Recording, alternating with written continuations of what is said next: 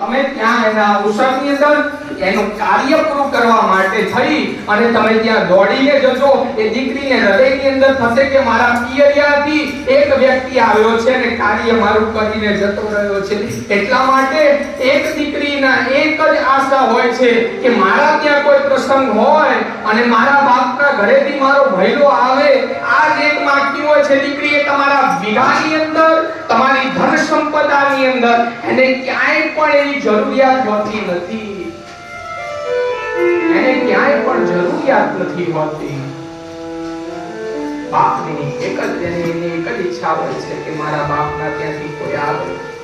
તો ત્યાં પહોંચ્યા છે બાપ. એક બાજુથી માતા મળવા ગઈ છે. દક્ષને કે પિતાશ્રી, આપે યજ્ઞ કર્યો છે, સુંદર આયોજન કર્યું છે, આવી રીતના લાડવાના વચનો કહી પિતાજીને પ્રણામ કર્યા છે. પણ દક્ષ પાછા પગલા લઈ અવળું મુખ કરી અને ઊભો રહી ગયો છે. સજ્જનો,